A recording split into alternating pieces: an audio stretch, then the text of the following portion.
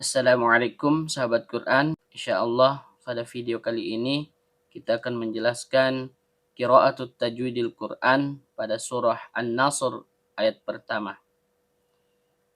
A'udzu billahi minasy syaithanir rajim. Bismillahirrahmanirrahim. Idza jaa nasrullahi wal fath. Hamzah berbentuk alif atau hamzah kotok keluar dari tenggorokan bagian bawah. Dal, ujung lidah bertemu dengan ujung gigi seri atas. Karena dalnya berharokat fathah diikuti alif layyinah, maka terjadi hukum bacaan mad tabi'i. Panjang 2 harokat dan setiap panjang keluar dari rongga mulut. Jim, tengah lidah naik memantul ke langit-langit. Karena jimnya berharokat fathah diikuti alif mad. Nah, yang berlaku di sini adalah alif mamdudah. Bertemu dengan hamzah asli dalam satu kalimat atau dalam satu kata. Jadi dalam kaidah bahasa Arab itu satu kalimat sama dengan satu kata. Berbeda dengan kaidah bahasa Indonesia yang satu kalimat itu terdiri dari beberapa kata. Nah, kalau kita memakai kaidah bahasa Arab, satu kalimat sama dengan satu kata. Maka terjadi hukum bacaan mad wajib muttasil. Panjang 4 harokat dan setiap panjang keluar dari rongga mulut. Ada hamzah asli keluar dari tenggorokan bagian bawah. Nun, ujung lidah bertemu dengan langit-langit bagian tengah. Shad, ujung lidah bertemu dengan gigi seri bawah. Ro, ujung lidah bertemu dengan langit-langit bagian belakang. Karena roknya berharokat dhammah, maka hukum bacaannya tebal atau tabkhim. Bertemu dengan lafzul jalalah yang tebal. Karena diawali oleh huruf ro yang berharokat dhammah. Kemudian terjadi juga alif lam idgham syamsiyah. Terdapat juga hamzah wasol. Lam, ujung lidah bertemu dengan langit-langit bagian depan. Kemudian karena lamnya berharokat fathah berdiri, maka terjadi hukum bacaan mad tabi'i. Panjang 2 harokat dan setiap panjang keluar dari rongga mulut. Ada ha, tenggorokan bagian bawah. Waw, huruf bibir. Karena wawnya berharokat fathah diikuti alif layyinah, maka seharusnya terjadi mad tabi'i. Tapi karena dia bertemu dengan lam yang sukun, maka matnya gugur dan yang terjadi adalah takhallus bil hadfi. Lam, ujung lidah bertemu dengan langit-langit bagian depan. Fa, huruf bibir, yaitu perut bibir bawah bertemu dengan ujung gigi seri atas. Ta, ujung lidah bertemu dengan pangkal gigi seri atas. Kemudian ada ha, tenggorokan bagian tengah. Karena kita berhenti pada kata wal fath, maka yang terjadi di sini adalah waqaf raum. Karena ada 2 huruf yang disukun dan tidak terjadi tanda panjang. Nah, inilah yang kemudian juga disebut sebagai iltiqa'us sakinain. Artinya ada 2 huruf sukun yang bertemu. Sekiranya terjadi panjang, maka biasanya ketika kita mewakafkan bacaan, yang terjadi adalah mad arid lis sukun atau mad lin. Tapi di sini tidak terjadi tanda panjang sama sekali, maka yang berlaku adalah waqaf raum. Sekian penjelasan qiraatut tajwidil Quran pada surah An-Nasr ayat pertama. Baik sahabat Quran, kita lanjut lagi qiraatut tajwidil Quran pada surah An-Nasr ayat 2. Wa ra'aitan nasa yadkhuluna fi dinillahi afwaja. Waw huruf bibir, ro ujung lidah bertemu dengan langit-langit bagian belakang. Karena ro-nya berharokat fathah, maka hukumnya tebal atau tabkhim. Ada hamzah berbentuk alif atau hamzah kotok yang keluar dari tenggorokan bawah. berharokat fathah diikuti ya sukun yang keluar dari tengah lidah naik memantul ke langit-langit, maka di sini terjadi bacaan lin. Ada ta, ujung lidah bertemu dengan pangkal gigi seri atas. Bertemu dengan alif lam idgham syamsiyah. Alif dan lamnya tidak terbaca. Kemudian terdapat hamzah wasol. Kemudian huruf nun, ujung lidah bertemu dengan langit-langit bagian tengah. Karena nunnya bertasydid, maka hukum bacaannya gunna asli. Setiap dengung keluar dari hidung. Karena nunnya berharokat fathah diikuti alif layyinah, maka terjadi hukum bacaan mad tabi'i, panjang 2 harokat dan setiap panjang keluar dari rongga mulut. Kemudian sin, ujung lidah bertemu dengan gigi seri bawah. Ya, tengah lidah naik memantul ke langit-langit. Dal, ujung lidah bertemu dengan pangkal gigi seri atas. Karena dalnya sukun dan berada di antara 2 huruf hidup, maka hukum bacaannya qalqalah sugroh. Bunyi pantulannya kecil. Ada kho, tenggorokan bagian atas. Lam, ujung lidah bertemu dengan langit-langit bagian depan. Kemudian lamnya berharokat dhamma diikuti wawu sukun yang keluar dari bibir. Maka hukum bacaannya mad tabi'i. Panjang 2 harokat dan setiap panjang keluar dari rongga mulut.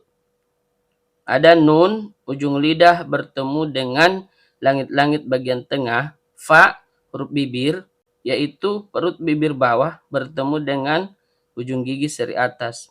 Karena fa-nya berharokat kasroh diikuti ya sukun yang keluar dari tengah lidah naik memantul ke langit-langit, maka di sini terjadi hukum bacaan mad tabi'i. Panjang 2 harokat dan setiap panjang keluar dari rongga mulut. Dal, ujung lidah bertemu dengan pangkal gigi seri atas.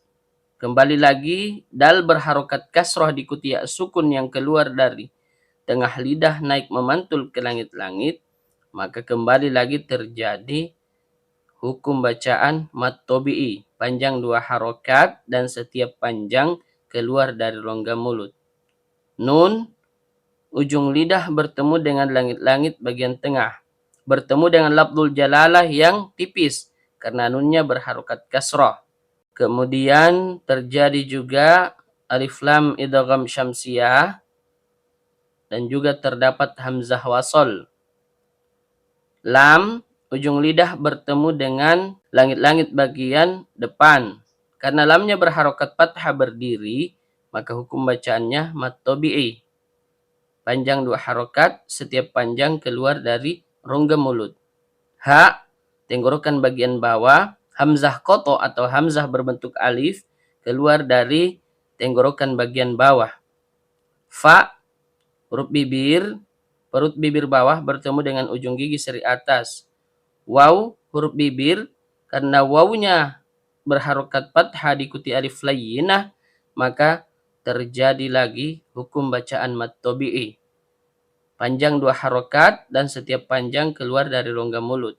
Jim, tengah lidah naik memantul ke langit-langit. Karena jimnya berharokat fathatain dan kita wakafkan di akhir kalimat, maka hukum bacaannya mad iwad. Panjang 2 harokat dan setiap panjang keluar dari rongga mulut.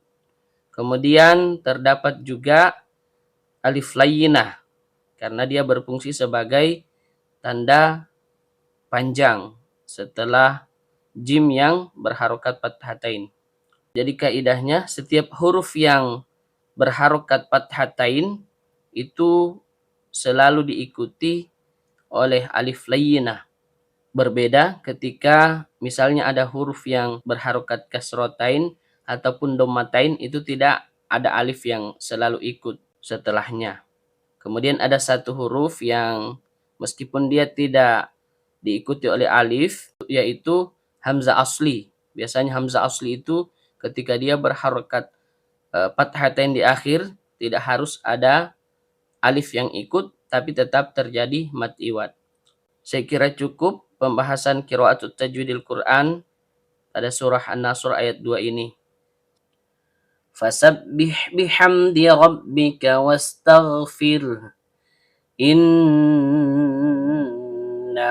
kana tawwaba.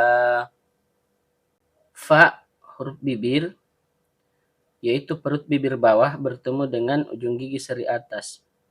Sin, ujung lidah bertemu dengan gigi seri bawah. Ba, huruf bibir. Ha, tenggorokan bagian tengah. Ba, huruf bibir. Ha, tenggorokan bagian tengah. Mim, huruf bibir. Karena mimnya sukun bertemu dengan dal yang keluar dari ujung lidah bertemu dengan pangkal gigi seri atas, maka di sini terjadi hukum bacaan idhar syafawi. Ro, ujung lidah bertemu dengan langit-langit bagian belakang.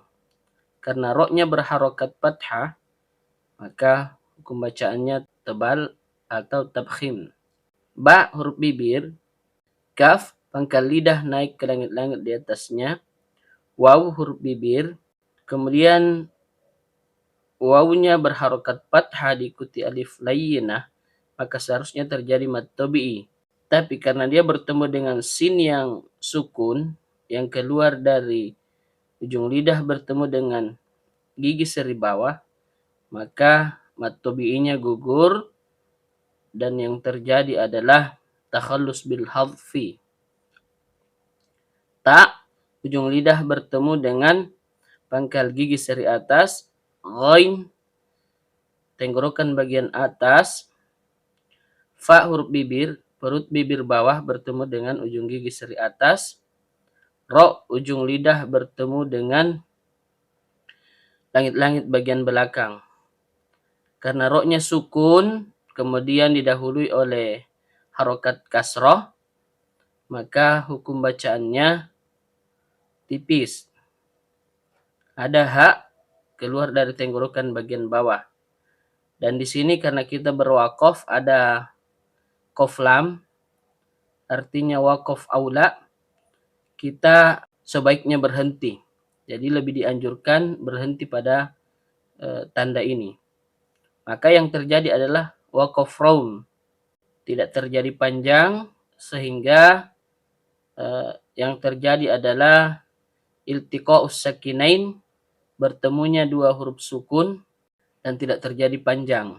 Lanjut, ada hamzah koto atau hamzah berbentuk alif keluar dari tenggorokan bagian bawah. Nun, ujung lidah bertemu dengan langit-langit bagian tengah. Kemudian nunnya bertasydid, maka hukum bacaannya gunna asli. Setiap dengung keluar dari hidung. Ha, tenggorokan bagian bawah. Karena haknya berharokat dhamma panjang atau dhamma terbalik, maka terjadi hukum bacaan mad silah qasirah. Panjang dua harokat dan setiap panjang keluar dari rongga mulut. Kaf, pangkal lidah naik ke langit-langit di atasnya. Karena kafnya berharokat fathah diikuti alif layyinah, maka terjadi hukum bacaan mad tabi'i, panjang dua harokat dan setiap panjang keluar dari rongga mulut. Nun, ujung lidah bertemu dengan langit-langit bagian tengah. Ta, ujung lidah bertemu dengan pangkal gigi seri atas. Waw, huruf bibir. Kemudian wawnya berharokat fathah diikuti alif layyinah, maka terjadi lagi hukum bacaan mad tabi'i, panjang dua harokat dan setiap panjang keluar dari rongga mulut. Ba, huruf bibir. Karena ba-nya berharokat fathatain dan kita berwaqaf di sini, maka terjadi hukum bacaan mad iwad, panjang dua harokat dan setiap panjang keluar dari rongga mulut. Dan terakhir ada alif layyinah setelah ba yang berharokat fathatain, sehingga fungsinya sebagai alif mad atau tanda panjang. Saya kira cukup pembahasan qiraatut tajwidil Quran pada surah An-Nasr ayat 3. Alhamdulillah, akhirnya selesai dari ayat pertama sampai ayat ketiga. Kembali lagi kami informasikan kepada sahabat Quran yang ingin mengikuti sertifikasi Quran nasional metode Akbariyah. Insyaallah kita punya program baik kelas online maupun kelas offline. Alhamdulillah baru-baru ini selesai kelas online, hanya 6 kali pertemuan, tuntas semua materi, mulai dari materi makharijul huruf, ilmu tajwid, hingga pada gharibul Quran. Kemudian di kelas offline, insya Allah hanya 2 hari full, kita pelatihan, insya Allah tuntas juga semua materi, mulai dari makharijul huruf, ilmu tajwid, hingga pada pembahasan gharibul Quran. Sekian, wassalamualaikum warahmatullahi wabarakatuh.